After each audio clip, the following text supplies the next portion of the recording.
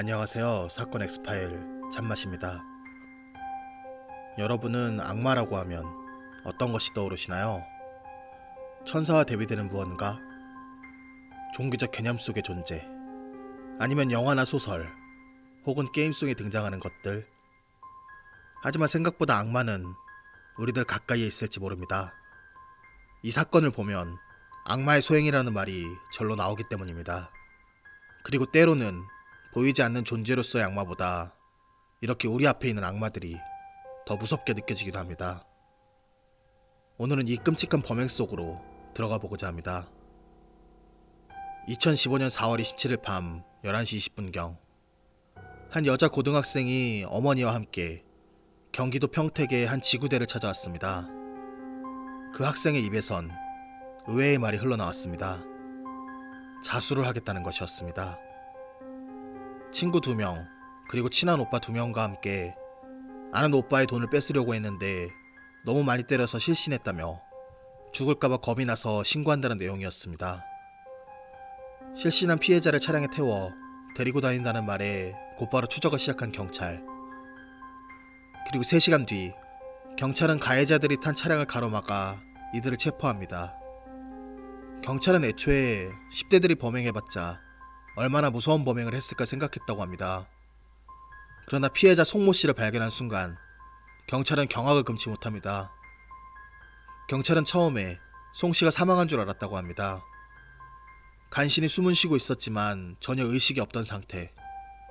병원에 옮긴 뒤 몸 여기저기를 살펴보니 상태는 더욱 심각했습니다. 송 씨는 얼굴과 온몸이 피멍으로 뒤덮여 있었습니다. 그리고 담뱃불로 몸 여기저기를 짓이겨 놓았습니다. 아랫배와 성기 부분에는 피부가 벗겨질 정도로 큰 화상을 입은 상태였습니다. 또한 머리에 큰 충격을 받았는지 뇌손상을 입은 송 씨는 전치 12주의 진단이 나왔습니다. 송 씨에게는 무슨 일이 있었던 것일까요? 조사 결과 드러난 진상은 생각보다 더 끔찍했습니다. 고등학생 김영과 박양, 고등학교 자퇴생 최양, 그리고 대학생 김군과 이군은 평소에 함께 어울려 다니던 사이였습니다. 이들은 미용실에서 두피관리사로 일하던 지적장애 3급인 송 씨를 알게 되었고 함께 어울려주는 척하면서 송 씨를 이용해 자신들의 사리사욕을 채웠습니다. 송 씨의 휴대전화로 도박을 해 휴대전화비가 480만 원이 나온 적도 있습니다.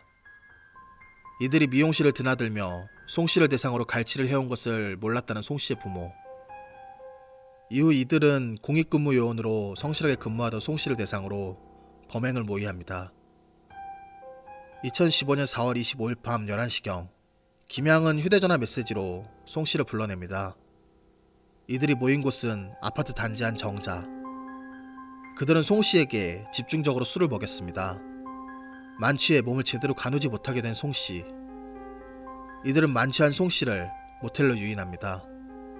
만취해 누워있는 송 씨 옆에는 김양 혼자 남아있었습니다. 그리고 10분 뒤인 오전 4시경 모텔 방으로 아이들이 들이닥칩니다. 이들은 다짜고짜 김양과 송 씨가 함께 누워있는 모습을 촬영하고 미성년자와 원조교제를 했다며 송 씨를 위협하기 시작합니다. 이 모든 것이 협박할 거리를 만들기 위한 작전이었던 것입니다. 경찰에 신고하겠다며 1,000만 원을 요구하기 시작한 이들. 목적은 돈이었습니다. 송 씨가 돈이 없다며 거부하자 돈이 없으면 1,000만 원을 대출이라도 받으라고 하면서 송 씨를 폭행하며 가족을 죽이겠다는 협박도 합니다. 재차 송 씨가 거부하자 이들은 주먹과 발로 송 씨를 폭행합니다. 그렇게 한참을 폭행을 당한 송 씨는 결국 고통을 견디지 못하고 대출을 받겠다고 했습니다. 하지만 이미 이들은 악마가 되어버린 뒤였습니다. 지속적으로 폭행을 가하던 이들은 송 씨의 옷을 전부 벗기고는 강제로 자유행위를 시킵니다. 그 뒤 정액을 핥아먹게 시키기까지 합니다. 이 악마들은 그 모습을 촬영하면서 낄낄대며 웃었습니다. 이어 지적장애가 있는 송 씨에게 글자를 읽도록 시킨 뒤 발음이 어눌할 때마다 마구 때렸습니다. 일당 중 대학생 김군은 호신술 시범을 보여주겠다며 송 씨를 대상으로 급소만 골라 폭행하기도 합니다.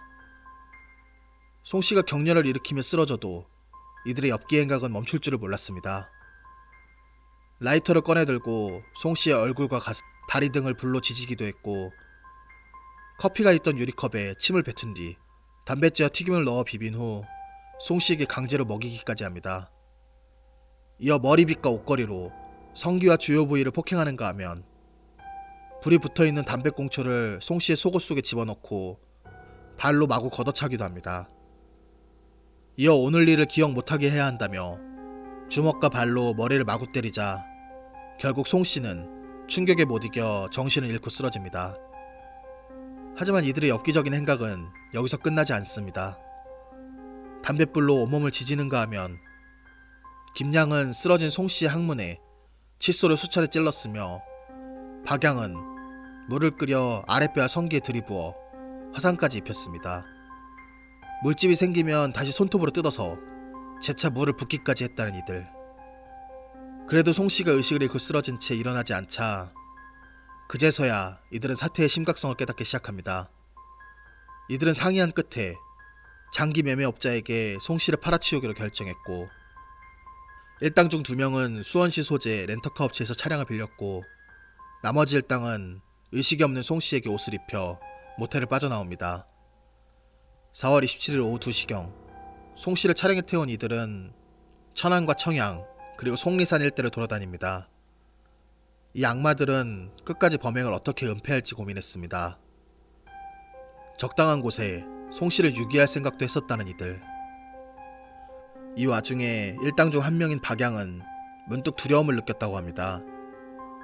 일당이 장기 매매를 모의하자 현장을 벗어나야겠다고 판단한 박양은 송 씨를 차량에 태울 때 함께하지 않고 홀로 집으로 돌아갑니다. 박양은 범행 사실 일부를 어머니에게 털어놓았고, 그렇게 박양과 어머니는 함께 경찰서를 찾은 것입니다. 4월 26일 오전 4시부터 이들이 검거된 4월 28일 오전 2시까지 무려 46시간을 이 악마들의 소나기에서 벗어나지 못한 채 죽음의 문턱을 넘고 있던 송 씨. 송 씨는 여전히 악몽 속에 있습니다. 그러나 송 씨와 송 씨 부모를 더 아프게 한 것은 이들이 검거된 이후 보인 태도였습니다. 사과조차 없었으며 면회조차 거절합니다.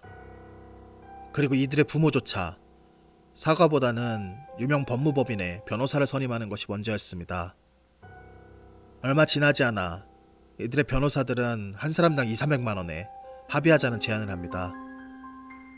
가해 부모들이 돈이 없다며 2천만 원에 합의보자는 이야기도 나왔습니다.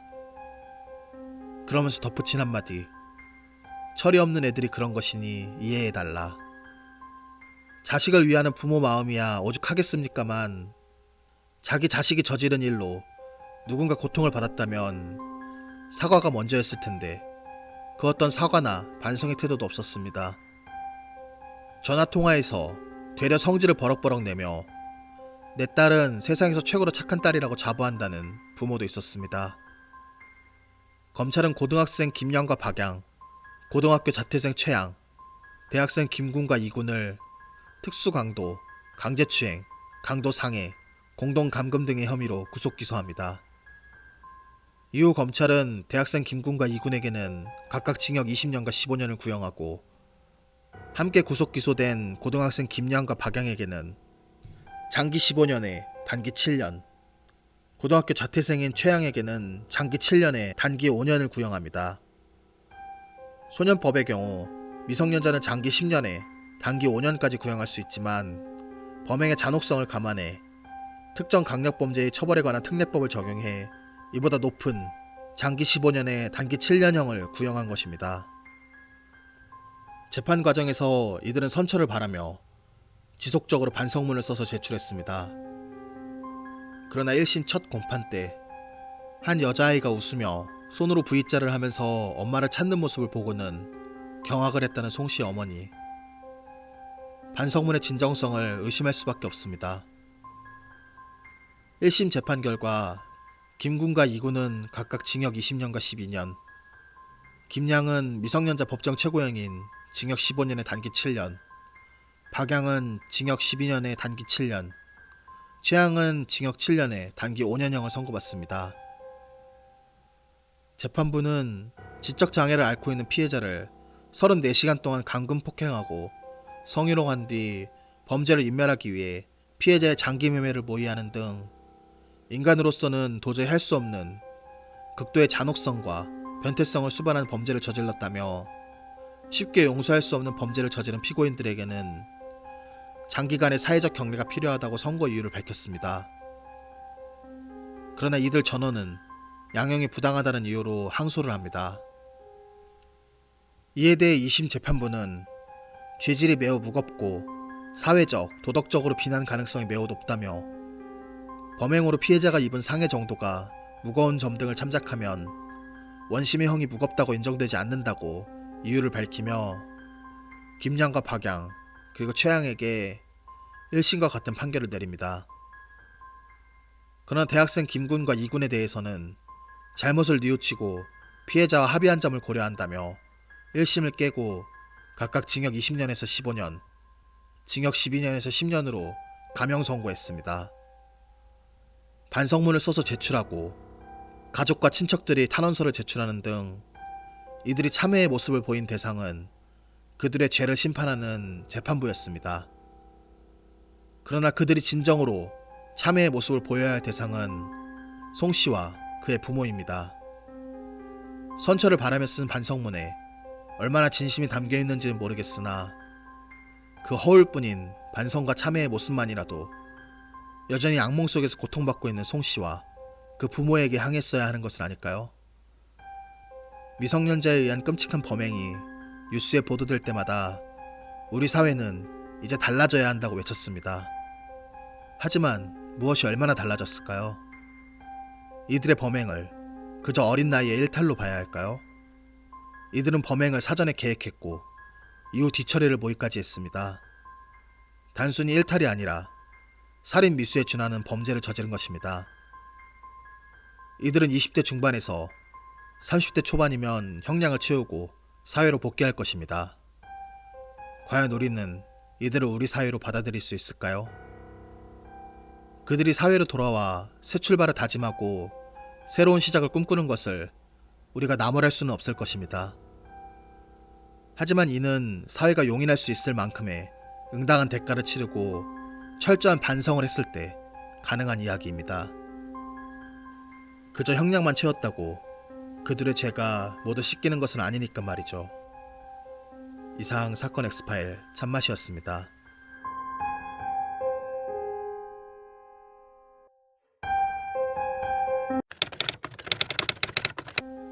전문가들은 이들이 범행 당시 매드독스 신드롬에 빠진 상태였을 것으로 추정합니다.